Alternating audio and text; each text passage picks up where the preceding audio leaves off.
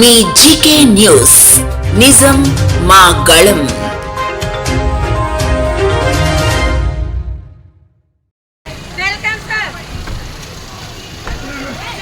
Madam గారు ఇవ్వండి. ఇలా చూడమ్మా మేడం గారు.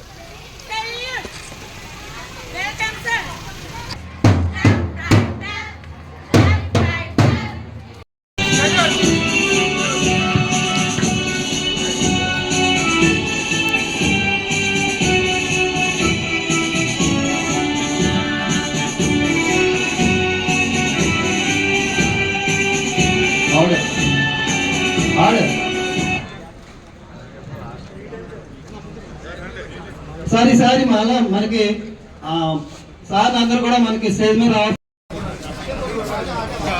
స్వతంత్ర దినోత్సవం సందర్భంగా నిర్వహించుకుంటున్నటువంటి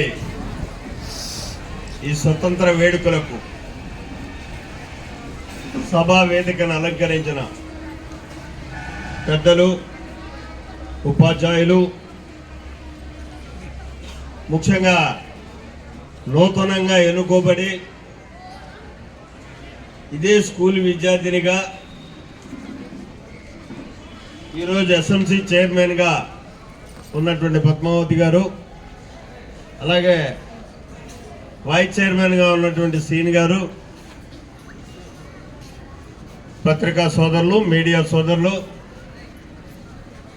అధికారులకి అందరికీ కూడా నా హృదయపూర్వకమైనటువంటి ధన్యవాదాలు తెలియజేసుకుంటున్నాను. ముఖ్యంగా భావి భారత పౌరులైనటువంటి చిరంజీవులందరికీ కూడా మనస్ఫూర్తిగా నా ఆశీస్సులు అందిస్తున్నాను.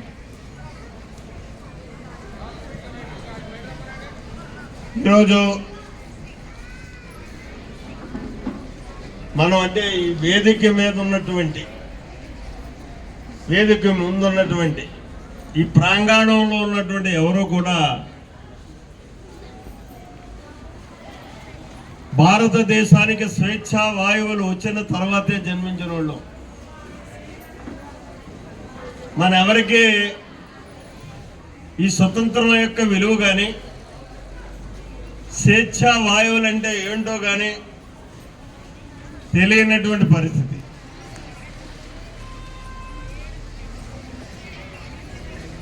ఎందుకంటే ఆ రోజు చరిత్ర చెప్తున్నటువంటి సత్యాలు కానీ ఒక్కసారి మనం చూసుకున్నట్టయితే భారత పౌరులు ఎంత నిర్బంధంలో జీవించారు అన్నదానికి చరిత్ర సత్యాలు ఎన్నో చెప్తున్నాయి. దాన్ని పురస్కరించుకునే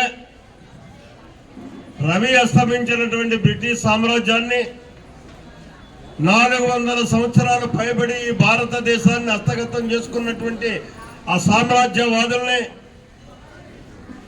ఎందరో ప్రాణార్పణతో, రక్తార్పణతో పోరాటాలు చేసి